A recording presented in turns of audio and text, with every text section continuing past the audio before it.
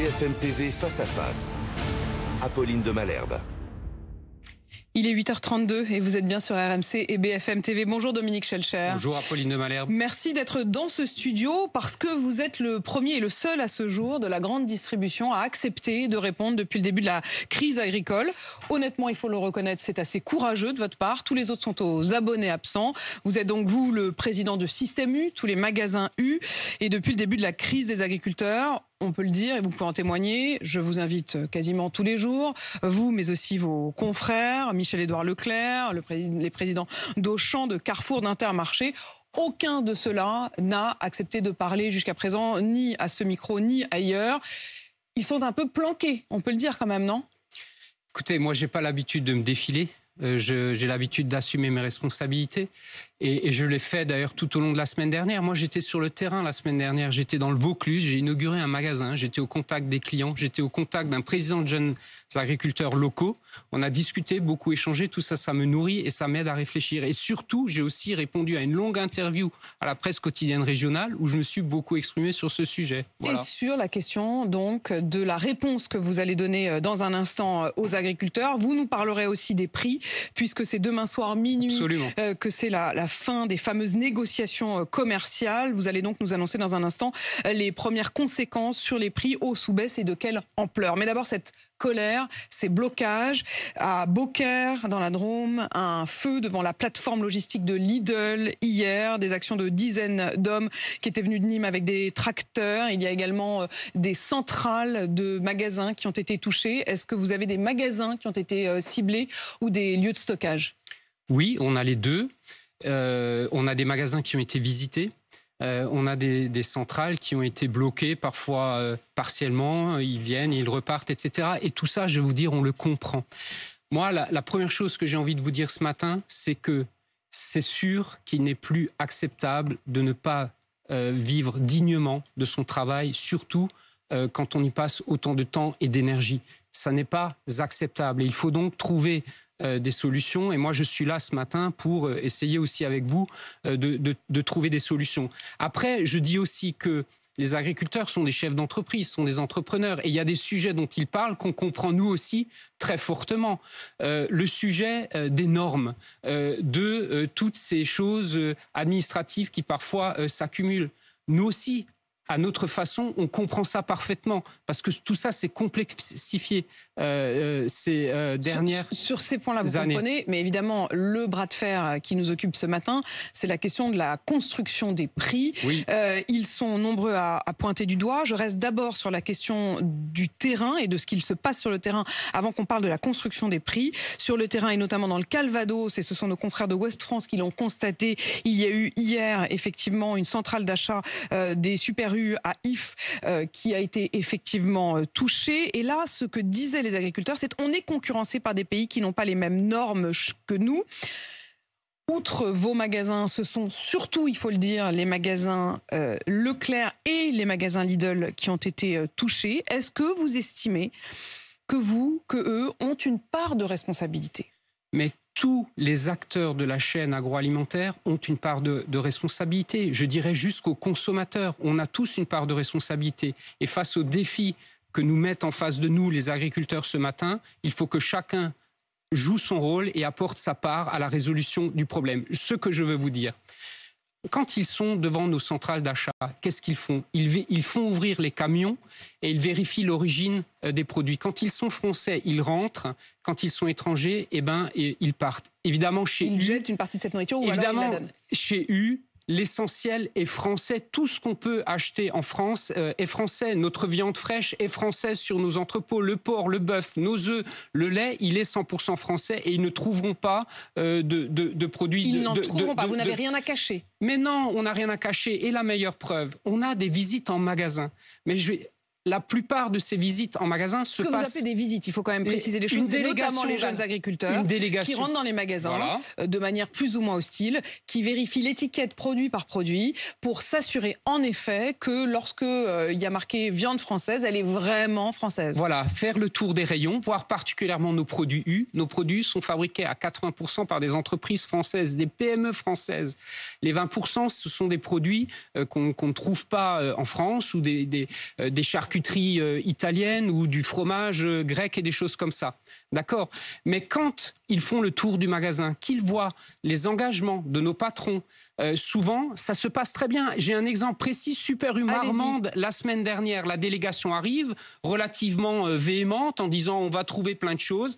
Par le dialogue avec mon collègue patron de magasin indépendant, impliqué dans ce territoire depuis très longtemps, qui travaille avec ces agriculteurs, qui les connaît, on vit ensemble sur les mêmes territoires, eh ben ça s'est très bien passé et ils sont allés chez un concurrent. Voilà, donc je veux dire, on dialogue avec eux tout au long de l'année. J'ai dit moi-même, hier soir, 23h30, je reçois un SMS d'un collègue qui sortait d'un conseil d'administration de jeunes agriculteurs dans le département du 35, l'Ille-et-Vilaine. La discussion s'est très bien passée.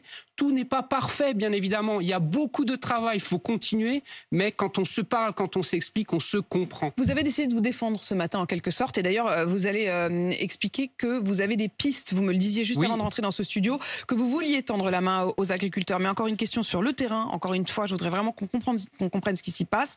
Avez-vous des difficultés d'approvisionnement ? Non. Il peut y avoir des retards, du coup, parce qu'une autoroute est bloquée à proximité d'un entrepôt. Mais les blocages n'ont pas entraîné pour l'instant. Pour l'instant, il n'y a pas de sujet de pénurie, il n'y a pas d'inquiétude à avoir, on trouve des solutions. Il peut y avoir des petits retards, il y a parfois un petit affichage ponctuel, mais pas d'inquiétude tout de suite. Je voudrais qu'on écoute les propos de Dominique Chargé. Il est à la tête de toutes les coordinations de coopératives, évidemment, avec qui c'est l'un de vos interlocuteurs. Il était mon invité sur RMC cette semaine. Il a pointé du doigt 2 pratiques précises sur lesquelles il vous accuse. Je voudrais qu'on l'écoute. Il y a des tensions effectivement énormes sur plusieurs sujets. La première, c'est des tentatives de la part de la grande distribution de délocaliser la discussion, la négociation pour finalement la faire ailleurs qu'en France et éventuellement échapper au droit français. La deuxième, c'est sur les prix eux-mêmes. Et il y a aussi une question aujourd'hui sur les volumes, parce qu'on voit de plus en plus les distributeurs être tentés et menacés d'aller chercher cette matière première agricole ailleurs qu'en France, notamment pour les marques propres de distributeurs, et ainsi échapper aux coûts de production français et aux normes françaises. Quand je dis il vous accuse, il faut être très précis, il accuse la grande distribution, il ne vous accuse pas vous, Dominique Schelcher en particulier, mais il se trouve que vous avez eu ce courage de venir à ce micro et vous allez donc répondre pour tous. Est-ce que vous contournez la loi française ? Je ne réponds pas pour tous, je réponds pour Système U ce matin. Je ne suis pas le représentant de la profession. Non, on ne contourne pas la loi française. Sur les produits qu'on irait chercher à l'étranger, je m'inscris en faux contre ça. Système U a décidé très fermement, malgré l'intérêt qu'on pourrait avoir à aller chercher de la matière première à l'étranger, à ne pas le faire pour la fabrication de nos produits. On reste très ferme, on continue à faire fabriquer nos produits à base de produits français et on ne le fera pas. Sur le premier sujet, sa première interrogation... Le fait d'aller faire vos achats à l'étranger pour ne pas avoir à subir les normes de négociation. Ça, c'est un sujet qui a été très mal présenté nous concernant dans les médias et par un certain nombre d'interlocuteurs ces derniers jours. Donc je vous réponds très clairement. Je dément formellement toute volonté de Système U de détourner la loi française avec notre partenariat européen. Qu'est-ce qu'on a fait concrètement ? Système U n'a pas monté une centrale d'achat en dehors de la France. Système U a rejoint un partenariat européen existant monté par une coopérative allemande, des gens comme nous en Allemagne, ça s'appelle Edeka, et des Hollandais. Ça existait déjà. On les a rejoints.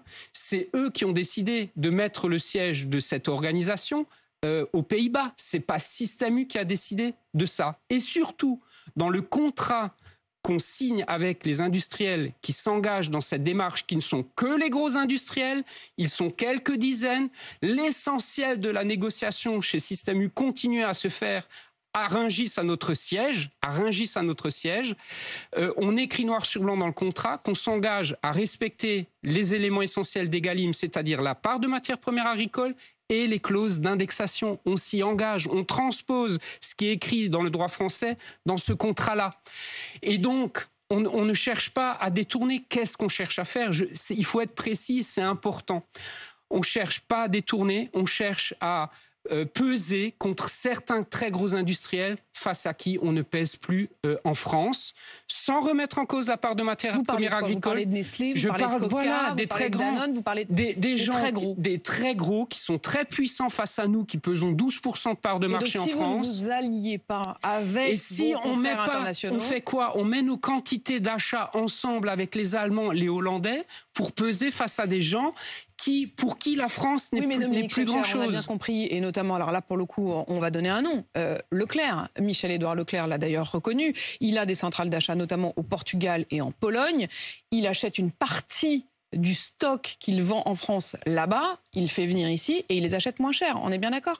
Eh bien moi, je vous dis que par rapport à ça, il est écrit noir, et il faudra poser la question à mes confrères, moi, il est écrit noir sur blanc qu'on s'engage à respecter la part de matières premières agricoles et on le fera. D'autant plus que notre partenariat, il est en train de se mettre en place, on n'a pas encore véritablement discuté, on ne l'a pas encore véritablement utilisé, donc je demande qu'on nous croie et on s'engage là-dessus, c'est écrit noir sur blanc. Est-ce que la loi Egalim est respectée ?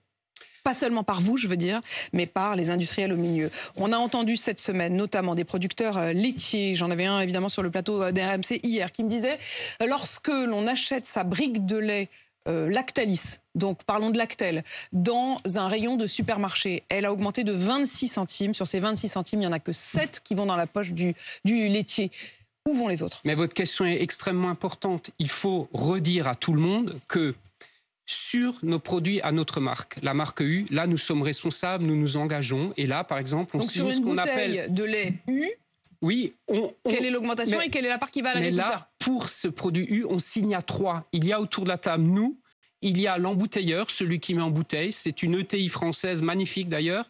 Et ce sont des coopératives agricoles. Et j'ai signé, il y a quelques jours, un contrat sur 5 ans pour le lait bio à la marque U. 5 ans, c'est incroyable. 22 millions de litres de lait par an. Il est écrit noir sur blanc pour un juste prix pour les agriculteurs, prenant en compte leur coût de production. C'est écrit dans le contrat. Ça, c'est pour la fabrication de nos produits. Est-ce que vous continuez à négocier avec Lactalis ? Si Lactalis est un brigand, pardon, mais je veux dire, allons-y. Si Lactalis est en train d'écraser une partie de la production laitière française, pourquoi est-ce que vous jouez le jeu ?